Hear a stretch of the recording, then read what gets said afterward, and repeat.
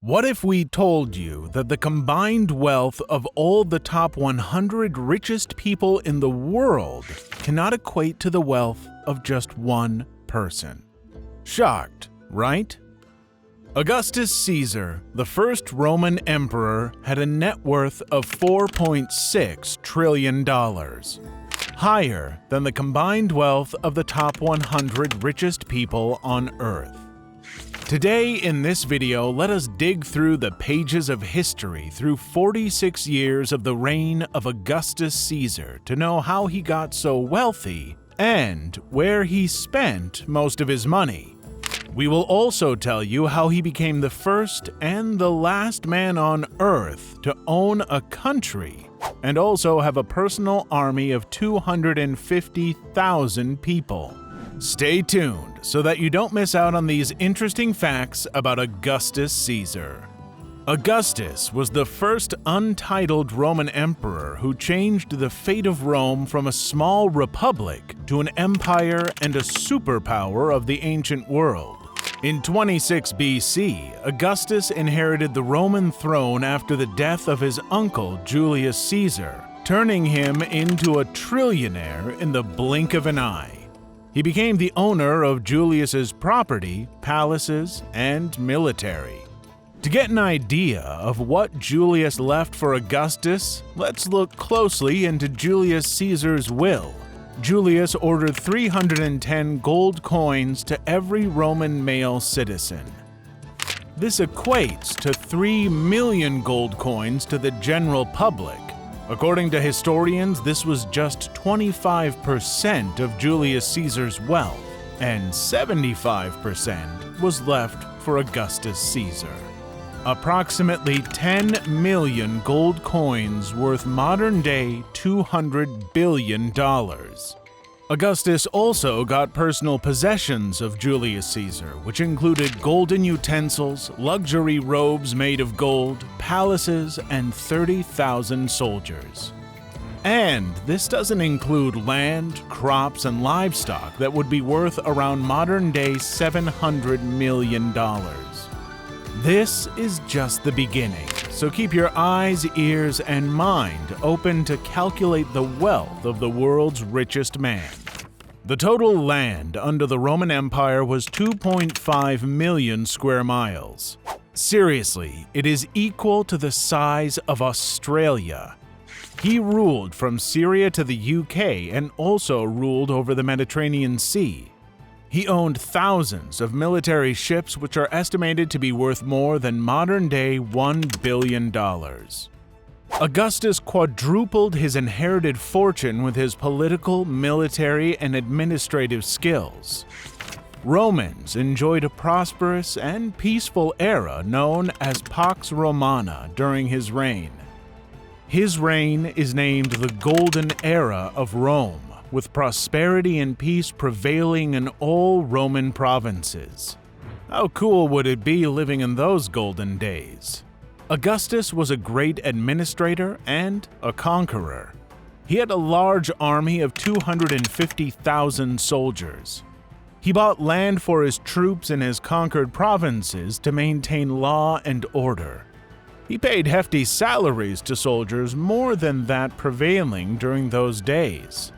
He gave away land to soldiers for their loyalty.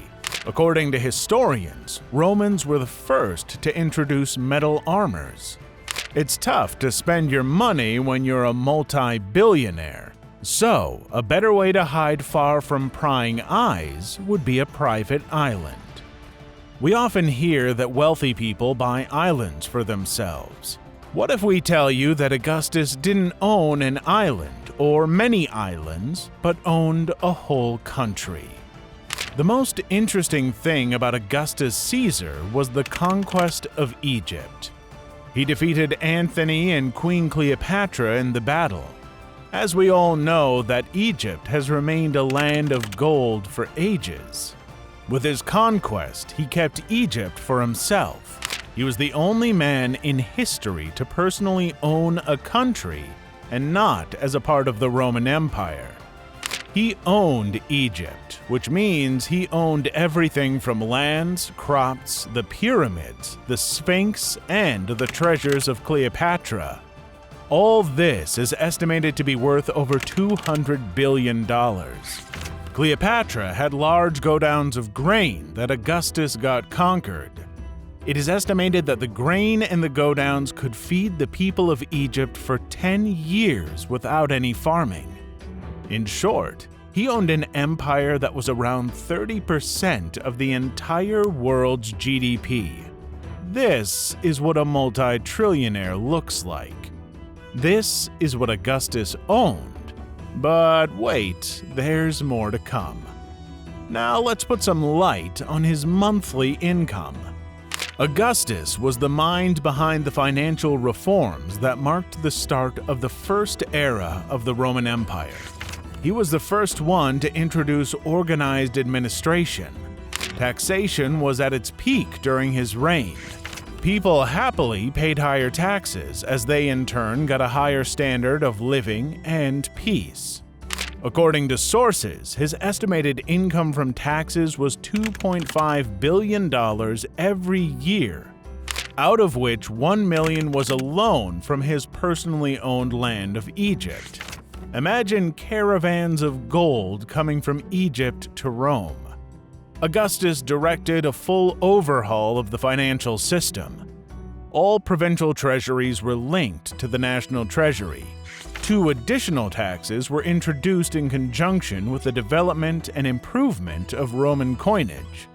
A property tax and a land value tax were introduced, which supported the empire.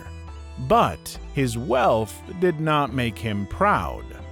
He was humble and liked by the Roman people so much for his public affairs. He spent most of his money on the games, art, and restoration of the city of Rome.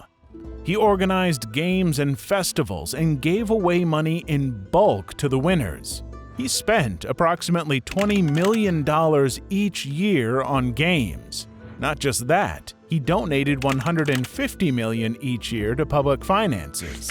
His festival and games included chariot races, plays, gladiator fights. The chariot races were held in a 3-story auditorium. Ordinary spectators took their seats alone with no tickets or fees, while the finest seats in the first rows were designated for dignitaries. These races were usually concluded before dusk, sometimes even done overnight under the light of fire lamps. Winners were rewarded with gold and grain for their magnificent performance. Not only that, Augustus gave every participant of the games amount of food recorded in the history as bread, and games for the Romans. An estimated $200,000 was spent just on giving grains and food to the participants. Fights were organized between gladiators, and the winner was awarded with lots of gold coins and even sometimes land. Augustus spent his money on these games so lavishly that the Senate had to raise concerns and requested him to decrease the spends on games. There's an old saying, if God gives money, must also give the heart to pour it on others. Augustus proved this right. During his reign of 48 years, he built many temples, monuments, roads, and trade houses for the people of Rome to ease business in every province. He also built trade routes connecting his provinces that flourished with business. He built 50,000 miles long road systems around his territory for his militaries and the ordinary Romans to travel efficiently. Augustus had a belief that if he kept the people happy, it would make it easier for him and his heirs to rule efficiently over the Roman Empire for decades. And he was right. His heirs ruled the Roman Empire for about 200 years. New construction techniques were introduced during his reign. It is estimated that he spent almost 1/4 of his fortune in rebuilding Rome, which is around $1.2 trillion. The larger the military, the larger is the expense. According to the sources, he paid a salary to 250,000 soldiers of 400 gold coins each. 1 million gold coins just in salary is estimated to $260 million. Damn, it would be the biggest salary expense ever recorded in the history of mankind. During his reign, he purchased land and provinces for his troops for more than $1 billion, and land in Italy for soldiers worth $600 million. Imagine how wealthy the Roman Empire was. Not only that, Augustus spent magnificently on architecture. He restored around 80 temples and built around 4 new temples during his reign. He reconstructed the city of Rome, inviting craftsmen and architects from all over Europe. Emperor Augustus sought to explore new concepts in the construction of his structures that would permanently defy all expectations. Augustus made outstanding use of public monuments as an accessible tool of communicating his political agenda and constructing a picture of his persona to the people of Rome during his reign. To present a definite image of himself and his reign to the Roman people, he employed portraiture as a tool of social propaganda. Augustus erected the mausoleum at Campus Martius, which was almost entirely made of concrete and constructed applying modern building techniques during his administration. The concrete is used in overlapping circles that supported the structure of the building at an expense of $50 million. The Marcellus Theatre was another masterpiece built during his reign. The Theatre of Marcellus is an open-air theater built in Rome, Italy. The theater was 110 meters in diameter and could hold 12,000 and 15,000 spectators, as big as an American football stadium. Historians estimate an estimated expense of $450 million in the construction of this theater, just like Jeff Bezos' $500 million super yacht Flying Fox. He also built the magnificent temple of Mars Ultor. It was a shrine for the god Mars built by Augustus in 2 BCE in Rome at the victory against the assassins of Julius Caesar. This was a magnificent piece of architecture with 3 statues of ivy in the middle. One of Mars, second of Julius Caesar, and the third of Augustus himself. The temple became the military headquarters where important military decisions were taken. Moreover, many state ceremonies with a military connotation also took place at this temple. The white Luna marble from Italy was used to build the temple's exterior. 18-meter-tall pillars set in a row of 8 on the front and 8 on each side. A variety of colorful marble was used for the flooring. High ceilings, slabs adorned with golden petals made up the interior ceiling. A massive marble statue of Mars served as the temple's point of focus. Augustus constructed this temple by purchasing land with his own money. It is estimated to be built at an expense of over $120 million, which is 4 times higher than the price of the luxurious villa of Elon Musk in California. Now it is time for the most astonishing and incredibly bizarre thing by Augustus Caesar. Previously, the month of August was called Sextilia, which means 6th in the Roman language. He named the month of August after himself. Now you know, every time you hear the name of the month August, you will remember Augustus Caesar. This was just a glimpse of Augustus Caesar's riches and how magnificently and fulfilled he lived and spent his money.